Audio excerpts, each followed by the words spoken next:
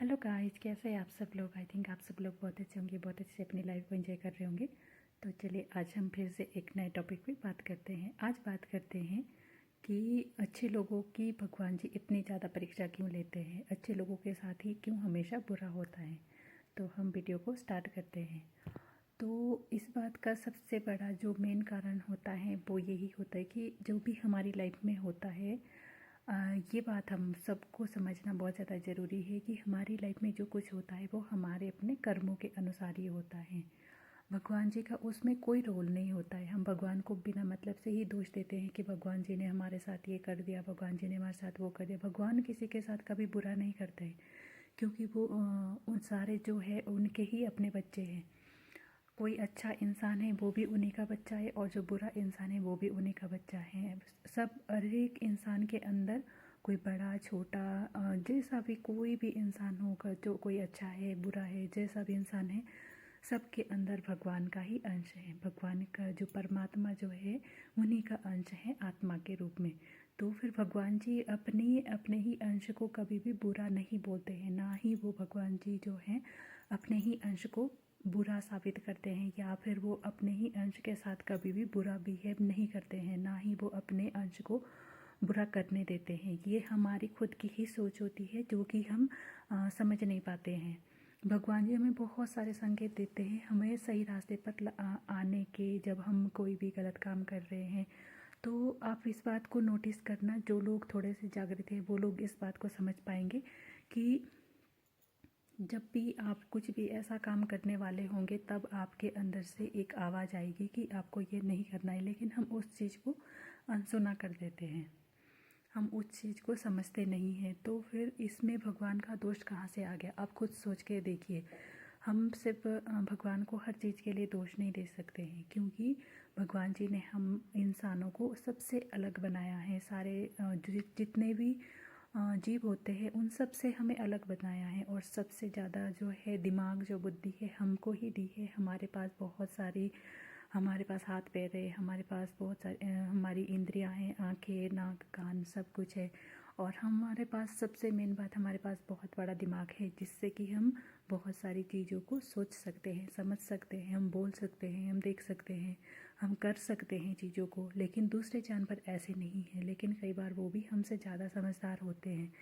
तो ये बात हमें समझनी चाहिए कि हम, भगवान जी ने हमें अगर अलग बनाया है तो फिर किसी सोच को किसी काम को ध्यान में रखकर ही हमें अलग बनाया है, कि हमें इस दुनिया में आकर हमारा एक पर्पस होता है, हमारा एक मेन मोटिव होता है, जिस काम को करने के लिए हमें इस दुनिया में भेजा जाता है। और वो काम हमारा यही होता है कि हमें अपने आप को समझना है कि हम क्यों इस धरती पे आए हैं, हमारे यहाँ पे आने का क्या कारण है, भगवान जी ने हमें किस काम को करने के लिए यहाँ पे भेजा है।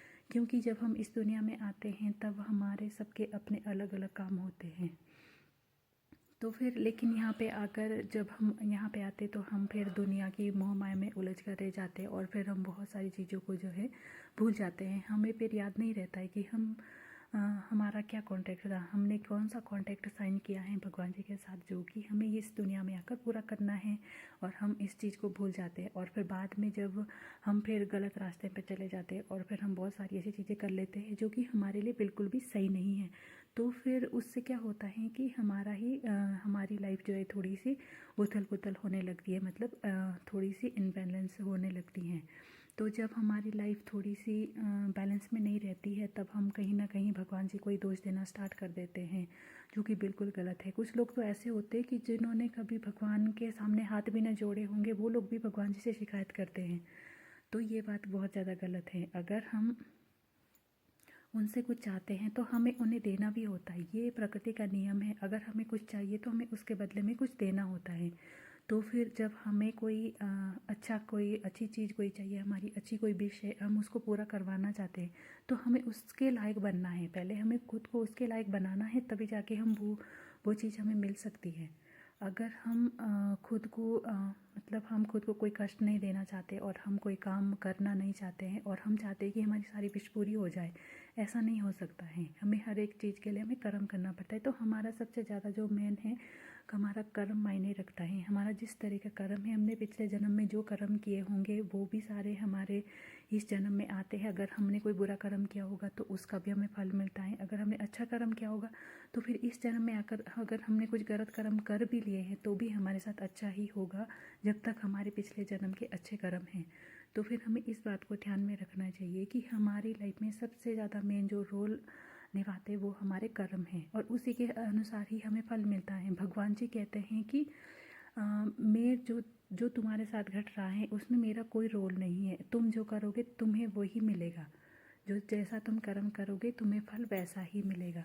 तुम्हारा काम है कर्म करना, और वो अच्छा कर्म करना है। तुम फल की इच्छा मत करो, वो उस फल देना मेरे हाथ में है। तो इसलिए तुम बिना कर्म फल की इच्छा रखते हुए अपना कर्म अच्छे से करते जाओ और मुझ पे विश्वास करो, और फिर मेरा ध्यान करते रहो। भगवान हमें ये सीख देते हैं। तो फिर कहीं ना कहीं जब हम इस सीख को भूल जाते हैं तो फिर हम थोड़ा सा अपने कर्मों पे ध्यान नहीं देते, और हमसे कुछ ऐसे कर्म भी हो जाते हैं जो कि हमारे लिए सही नहीं है, और फिर हमें उसी का फल मिलता है। तो भगवान जी हमारी परीक्षा क्यों लेते? परीक्षा भगवान जी हमें हमारी इसलिए लेते हैं ताकि हम अपने रास्ते से ना भटके।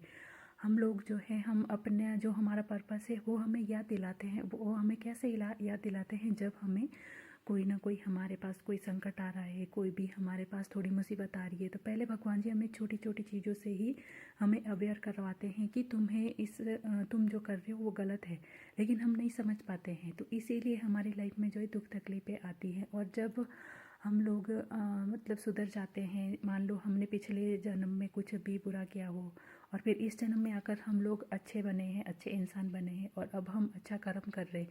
तो जब हम अच्छा कर्म कर रहे हैं तब भगवान जी चाहते हैं कि अब हमारा दिमाग जो है बिल्कुल ठीक है, और हम उस कर्म को अब काट सकते हैं। तो भगवान जी फिर उसी टाइम में हमें उन बुरे कर्मों का भी फल भोगने को देते हैं, पर वो उसको बहुत ज़्यादा कम कर देते हैं, क्योंकि वो बहुत ज़्यादा दयालु हैं। भगवान जी बहुत ज़्यादा वो अपने भक्तों पर कृपा करते हैं, और उनको जो है ज़्यादा कष्ट नहीं देना चाहते। जितना उनसे हो सकता है वो अपने भक्तों पर कृपा करके उनका जो है दुख उसको कम करने की कोशिश करते हैं। तो इसलिए हमें भगवान को दोष ना देते हुए खुद के कर्मों पे ज़्यादा फोकस करना है कि हम किस तरह का कर्म कर रहे हैं। इन चीज़ों पे हमें ध्यान देना होता है। और एक टाइम के बाद जब भी हमें लगता है ना कि मतलब कि अभी हमारी लाइफ जो है हमने सारा काम कर लिया है, अब हम सेटल हो गए हैं, तो फिर अब हमारे पास कुछ काम करने को नहीं बचा है। ऐसा नहीं होता है। जब हमारे बाकी इस दुनिया के सारे काम अगर हमने कर लिए हैं और अब हम किसी थोड़ी सी शांत जैसी लाइफ में आ गए हैं, तो फिर हमें उस टाइम पे भगवान का नाम लेना ज़्यादा स्टार्ट करना चाहिए। क्योंकि अगर हम इस टाइम पे ज़्यादा भगवान का नाम लेना स्टार्ट करते हैं तो फिर हम भगवान की तरफ ज़्यादा हमारा ध्यान लगने लगता है, और फिर हम भगवान से और ज़्यादा जुड़ जाते हैं। और जब हम भगवान से ज़्यादा जुड़ जाते हैं तो फिर हमारी मुक्ति का जो मार्ग है वो कहीं ना कहीं सफल होने लगता है। फिर हम मुक्ति के मार्ग की तरफ आगे बढ़ते हैं। और कुछ लोग ऐसे होते हैं जिनको मुक्ति नहीं चाहिए होती है, तो फिर भी वो भगवान से जुड़ सकते हैं, क्योंकि उससे जो हमारा अगला जन्म जो है वो हमारे लिए और ज़्यादा अच्छा होगा। इस जन्म में जो हमने अच्छे कर्म किए हैं तो उसका फल हमें इस जन्म में तो अच्छा मिलेगा, लेकिन अगले जन्म में भी हमें उसका अच्छा ही फल भोगने को मिलेगा। तो इसलिए हम भगवान जी हमारी समय समय पर परीक्षा लेते हैं। जब भी हम अपने रास्ते से भटकने लगते हैं तब भगवान जी हमें हमारे रास्ते पर वापस लाने की बहुत ज़्यादा कोशिश करते हैं। तो वो इसी वजह से ही हमें मतलब थोड़ा सा हमारे को हिंट देते हैं कि जब हमारी लाइफ में कुछ थोड़ा बहुत बुरा हो रहा है तब वो हमें समझाते हैं कि तुम लोग जो है अभी अपने रास्ते से भटक रहे हो, या फिर तुम कुछ अपना जो तुम्हारा मेन पर्पस है, जो तुम्हारा मेन लक्ष्य है, तुम उसकी तरफ नहीं जा रहे हो। तो भगवान जी हमें वहाँ पे याद दिलाते हैं। इसीलिए हमारी लाइफ में जो भी थोड़ी बहुत मुसीबतें आती हैं वो हमें इसके लिए ही आती है। और बाकी अगर हमारे पिछले जन्म के कुछ कर्म रह गए हैं तो उनको भी हमें इसी जन्म में ही भोगना है। और अगर हम उससे और ज़्यादा बुरे कर्म करते रहते, भगवान से शिकायतें करते रहेंगे, रोते फिरते रहेंगे हर टाइम, तो फिर हमारे कर्म जो हैं और ज़्यादा ख़राब होते, और फिर वो बढ़ता जाता है, और फिर हमें बाद में वो भुगतने के लिए और ज़्यादा बड़ा हो जाता है। तो ये एक सिंपल सी बात है। और जितना भी मतलब ऐसे तो जो जितना भी हमें मतलब इन चीज़ों पे हम इतना ध्यान रखें और इन चीज़ों को हम मतलब समझने की अच्छे से कोशिश करें, तो फिर हम इन चीज़ों को आसानी से समझ सकते हैं। इसमें कोई बहुत बड़ा लॉजिक नहीं है, ये सब मतलब आसान सी भाषा है कि सब जो है कर्मों का खेल है। सबसे मेन जो है बस वो कर्मों का खेल है, और हमारे कर्म, अगर हम अपने कर्म अच्छे रखते हैं तो सब अच्छा है, सब कुछ अच्छा है। बाकी हम जो भी कर्म कर रहे हैं, हम उसमें फल की इच्छा ना करते हुए बस हम भगवान के शरण में सब कुछ सौंपते जाएं, तो फिर भगवान सब अच्छा अपने आप करते हैं। और ये बात बिल्कुल सही है, और आप ये सब करके देखिए। मतलब इसमें टाइम लगता है, आप ये मत सोचिए कि आपने 2 दिन 4 दिन कर लिया फिर आपके साथ कुछ अच्छा होने लगेगा, ऐसा नहीं होता है। अगर आप जो भी आपके साथ घटित हो रहा है ना, उसको ऐसा समझ के चलिए कि भगवान जी जो भी कर रहे हैं हमारे साथ अच्छा कर रहे हैं, बस आप उनको साक्षी बना दीजिए। उनको आप ये सोचिए कि भगवान जो भी आप कर रहे हैं बस आपने ही करना है, आपने ही हमारे सारे काम भी करने हैं, और आप उनके चरण में सब कुछ छोड़ दीजिए। फिर आप देखिए सब कुछ धीरे धीरे करके आपको पता भी नहीं चलेगा, आपकी लाइफ की जो भी प्रॉब्लम थी वो सारी कैसे अपने आप ही ठीक हो रही है। लेकिन सबसे मेन बात ये होती है कि आपको विश्वास रखना होता है और अपने कर्म अच्छे रखने हैं, तभी जाके भगवान आपकी हेल्प करते हैं। और वो आपकी ऐसी हेल्प करते हैं कि जो कोई नहीं कर सकता है, वो भगवान कर सकते हैं। तो आज की वीडियो में सिर्फ इतना ही कहूँगी। मुझे लगता है कि शायद आपको ये बात अच्छे से समझ में आ गई होगी कि अच्छे लोगों के साथ क्यों बुरा होता है। और